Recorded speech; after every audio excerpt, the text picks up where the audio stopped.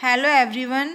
हम कर रहे हैं 11th क्लास बायोलॉजी में 16 का चैप्टर डाइजेशन एंड एब्जॉर्प्शन। तो हमने इस चैप्टर में ईसोफेगस तक हमने कर लिया था। अब हम आगे ईसोफेगस से आगे जो है हम उसके बारे में जानेंगे। तो हम स्टार्ट करते हैं स्टमक। तो स्टमक कहाँ प्रेजेंट है, इसके कितने पार्ट्स होते हैं, हम उसके बारे में जानते हैं। तो stomach located in the upper left portion of the abdominal cavity has 4 major parts: cardiac, fundic, body means main central region and pyloric portion. तो स्टमक कहाँ लोकेटेड है, हमारे एब्डोमिनल कैविटी में, और किस साइड है, अपर लेफ्ट साइड में। तो इसके 4 पार्ट्स बताए हैं जैसे कि आप डायग्राम में देख रहे हो, ठीक है। कार्डिक, फंडिक, बॉडी और पाइलोरिक। तो ईसोफेगस जो है, जो कि फूड पाइप है, वो आगे कहाँ ओपन हो रही है, कार्डिक रीजन में, और उसके आगे क्या है, फंडस, फिर बॉडी और फिर पाइलोरिक। और पाइलोरिक जो है वो कहाँ ओपन होगा, हमारे स्मॉल इंटेस्टाइन के फर्स्ट पार्ट डुडीनियम में, ठीक है। अब हम आगे देखते हैं इसमें क्या लिखा है। तो देखिए जो अभी बताया था, pyloric portion which open into the first part of the small intestine. तो small intestine is distinguishable into 3 region. तो स्मॉल इंटेस्टाइन में 3 रीजन प्रेजेंट है। कौन कौन से है, C shape duodenum, a long coiled middle portion jejunum and a highly coiled ileum. तो ये 3 पोर्शन है, ड्यूडिनम, जिजुनियम एंड इलियम। तो हम इसे इस डायग्राम के थ्रू अच्छी तरह से देख सकते हैं। तो आप देख रहे हैं कि जो यहाँ पे स्टमक है, ठीक है। तो स्टमक के आगे जो पोर्शन, जो पाइलोरिक रीजन जो है वो ओपन हो गया है ड्यूडिनम में, जिसे सी शेप में का है क्योंकि सी शेप का दिखाई देता है। फिर आगे जो क्वाइल्ड पोर्शन है वो जिजुनियम है, और उसके बाद जो है इलियम। इलियम जो है वो आगे लार्ज इंटेस्टाइन में ओपन होगा, ठीक है। आई होप आप इस डायग्राम के थ्रू इंटेस्टाइन के तीनों पार्ट्स समझ चुके होंगे, कहाँ पे प्रेजेंट है और किस पोर्शन को क्या कहते हैं, ठीक है। अब हम आगे देखते हैं। The opening of the stomach into the duodenum is guarded by the pyloric sphincter।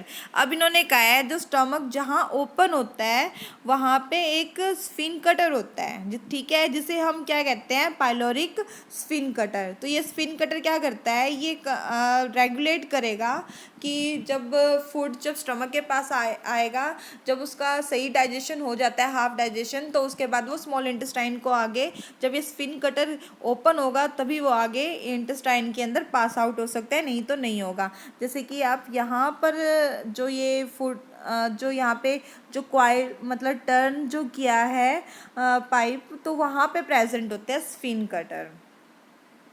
अब हम आगे देखते हैं।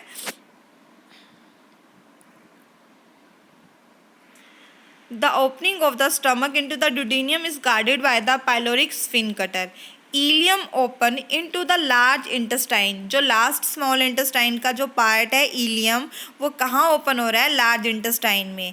तो it consist of caecum, colon and rectum. तो इन्होंने यही कहा है कि वो किन किन से मिलकर बना हुआ है, सिकम, कोलोन एंड रेक्टम से, ठीक है। जैसे कि हम यहाँ पे इस डायग्राम के थ्रू देख सकते हैं उनके पोर्शन। तो देखिए यहाँ पे सिकम प्रेजेंट है नीचे की साइड, फिर ये कोलोन ऊपर की साइड जा रहा है, ठीक है, तो उसे असेंडिंग कोलोन बोलेंगे। फिर ये सीधा जा रहा है तो ट्रांसवर्स कोलोन, और फिर जब ये नीचे की तरफ जाएगा तो डिसेंडिंग कोलोन, और फिर उसके बाद आता है रेक्टम, और फिर लास्ट में जो ओपनिंग होती है वो होती है एनस, ठीक है।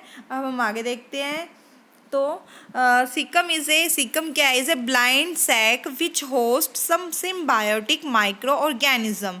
तो सिकम क्या एक ब्लाइंड सैक है, और जिसके अंदर कई सिम्बायोटिक माइक्रो ऑर्गेनिज्म रहते हैं, मतलब ये होस्ट है सिकम माइक्रो ऑर्गेनिज्म का, ठीक है। और ये हमारे लिए सिम्बायोटिक बोला है तो हमारे लिए बेनिफिशियल ही है, ठीक है। तो ये हमारी मदद करता है और हम इनकी मदद करते हैं।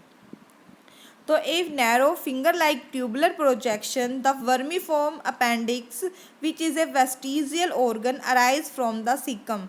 तो सीकम से एक tubular projection finger like projection जो है वो अराइज होता है, जिसे हम वर्मीफॉर्म अपेंडिक्स बोलते हैं। ये क्या है? वेस्टिजियल ऑर्गन है। वेस्टिजियल ऑर्गन क्या होते हैं? जो हमारे पूर्वजों के अंदर एक्टिव थे बट अब उनका कोई फंक्शन नहीं है, जिसकी वजह से अब वो इनएक्टिव हो चुके हैं हमारी बॉडी में। ठीक है, तो ये कहाँ से अराइज हो रहा है? सिक्कम से अराइज हो रहा है। The caecum opens into the colon. अब सिक्कम कहाँ ओपन होगा? सिक्कम कोलोन में। The colon is divided into 4 parts. Colon जो है वो फिर से डिवाइडेड है, तो ascending, transverse and descending and a sigmoid colon. तो ये 4 पार्ट्स है, जैसे अभी आपको डायग्राम में अभी दिखाया था हमने।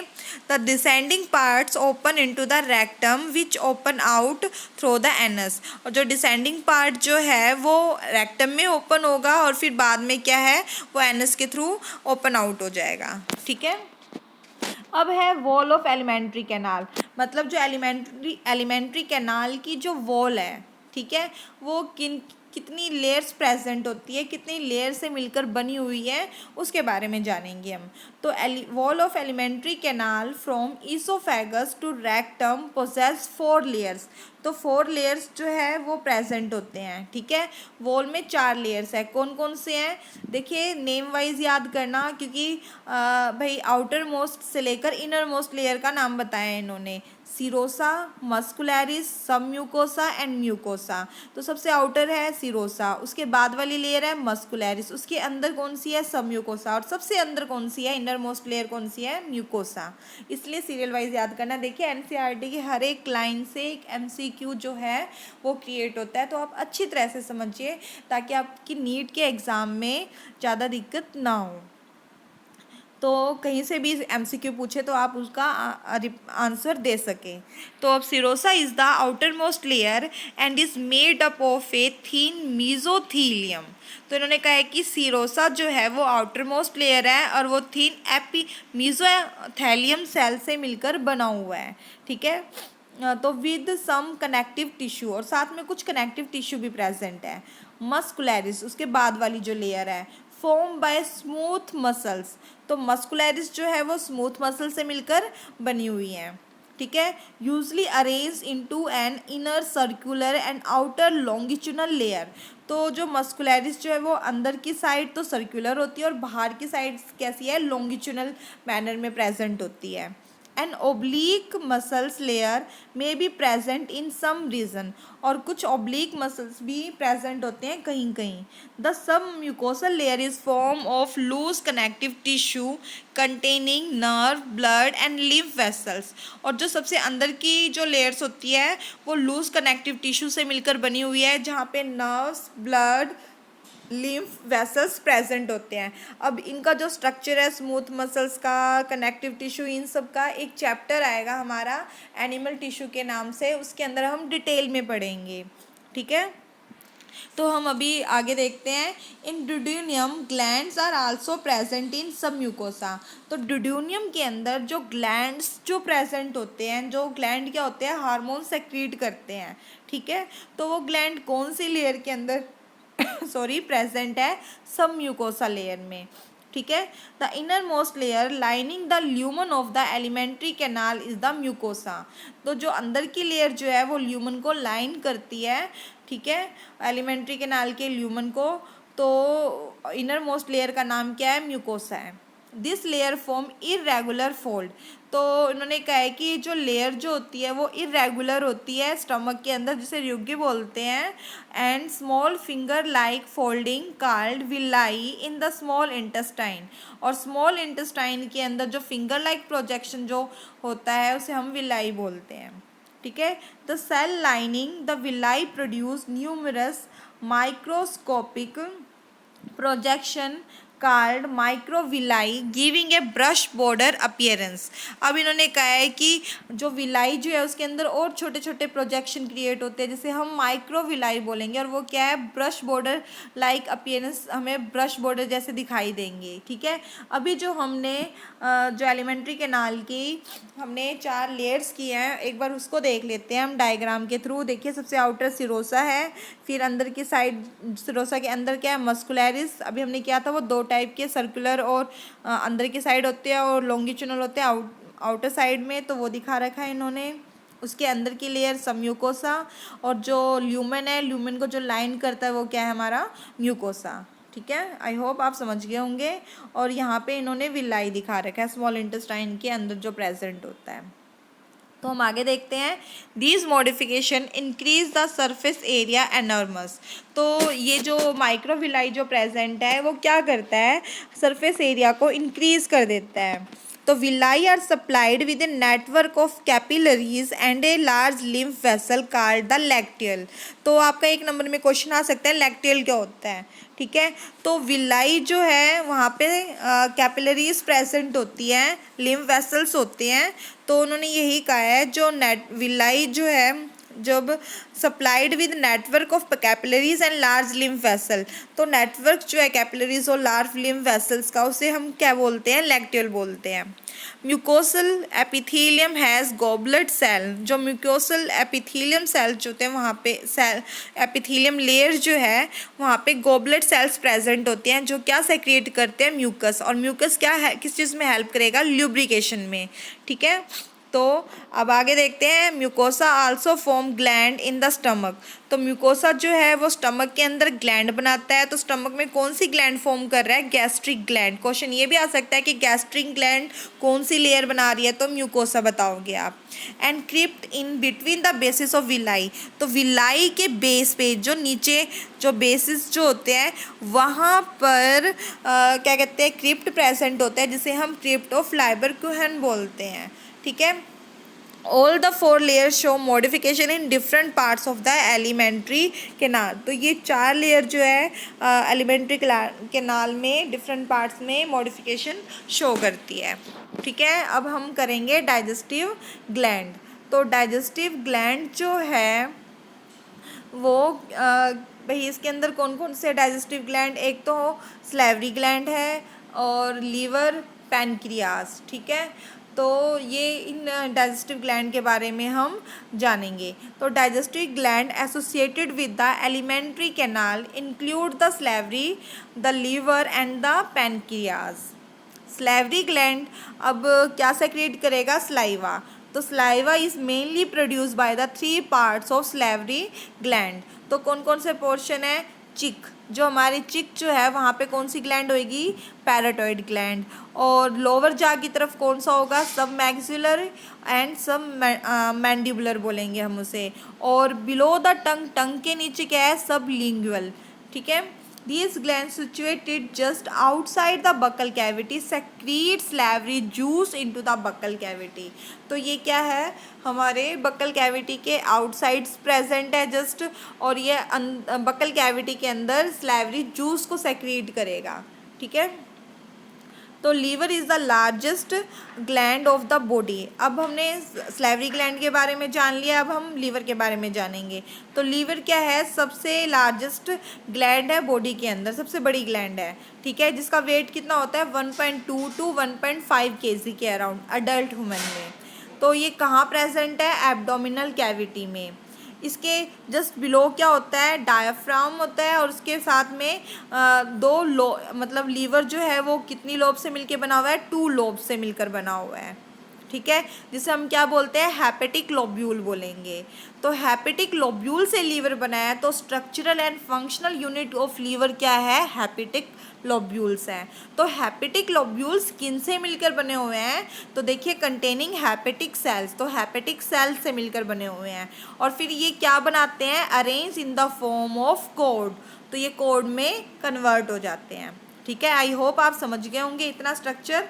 तो अब आगे देखते हैं, each lobule is covered by a thin connective tissue sheath called Glisson's capsule. तो जो लोब्यूल जो है एक शीट से कवर्ड है, जिसे हम क्या बोलते हैं, ग्लिसन्स कैप्सूल बोलते हैं। देखिए एक एक नंबर में ये क्वेश्चन आ सकते हैं, एमसीक्यू ध्यान से सुनिए और ध्यान से पढ़िए इसे। The bile secreted by the hepatic cells. तो बाइल जूस कौन सेक्रेट कर रहा है, हैपेटिक सेल्स का मतलब क्या है, लीवर बाइल जूस सेक्रेट करता है। अब वो आगे पास कैसे करेगा, हैपेटिक डक्ट से। देखो हैपेटिक वर्ड जो होता है वो लीवर से रिलेटेड है, याद रखिएगा आप।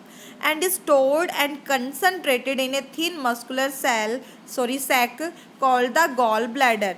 और जो बाइल जूस जो बनाया है लीवर ने वो कहाँ स्टोर्ड होगा, गॉल ब्लैडर में, ठीक है।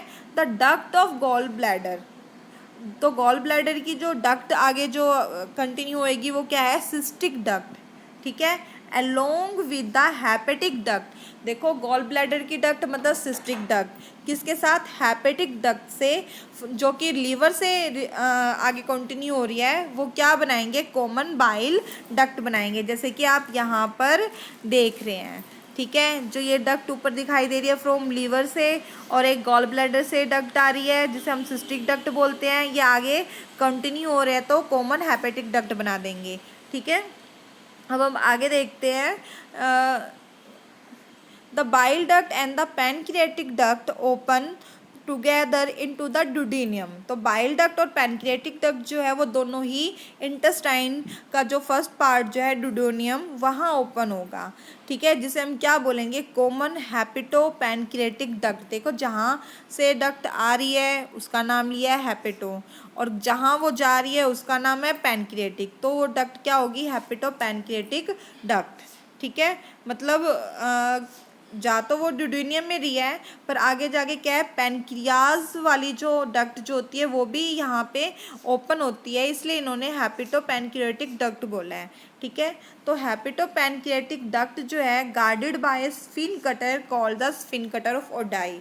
तो हैपेटो पैनक्रियाटिक डक्ट जिससे गार्डेड है उसे हम क्या बोलेंगे, स्फिन कटर ऑफ ओडाई, ठीक है। अब आगे देखिए पैनक्रियाज। अब नेक्स्ट जो था ग्लैंड वो था पैनक्रियाज, तो हम पैनक्रियाज के बारे में जानेंगे। तो पैनक्रियाज इज ए कंपाउंड, मतलब ये एक्सोक्राइन और एंडोक्राइन दोनों की तरह एक्ट करता है, ठीक है। एंडोक्राइन होता है जो डक्ट के थ्रू सेक्रेशन को सेक्रेट करे, और एक्सोक्राइन होता है जो डायरेक्ट सेक्रेट करता है, ठीक है, मतलब लैक ऑफ डक्ट की उसको ज़रूरत नहीं होती है, तो ये दोनों की तरह एक्ट करता है, इसलिए कंपाउंड है। elongated organ situated between the limbs of the C-shaped duodenum। देखिए duodenum के बीच में प्रेजेंट है, जो लीफ लाइक जो आपको दिखाई दे रहा है ये पैनक्रियाज है। अब आगे देखते हैं, the exocrine portion secrete an alkaline pancreatic juice. अब एक्सोक्राइन क्या है, पैनक्रियाटिक जूस को सेक्रेट कर रहा है जिसके अंदर एंजाइम्स है और जो कि डाइजेशन में हेल्प करेंगे। And the endocrine portion secrete hormones, और जो एंडोक्राइन पोर्शन जो है वो हार्मोन सेक्रेट करता है जिसे हम इंसुलिन और ग्लाइकोगन बोलते हैं, ठीक है। अब ये था हमारा ग्लैंड। तो यहाँ पे आप डायग्राम में डक्ट और कैसे ये पास आउट हो रहे, कैसे आगे डुडेनियम में कंटिन्यू हो रहे हैं, आप इसको डायग्राम के थ्रू अच्छी तरह से देख सकते हैं, ठीक है। तो नेक्स्ट वीडियो में हम डाइजेशन ऑफ फूड स्टार्ट करेंगे। आई होप आप इतना समझ गए होंगे। Thank you.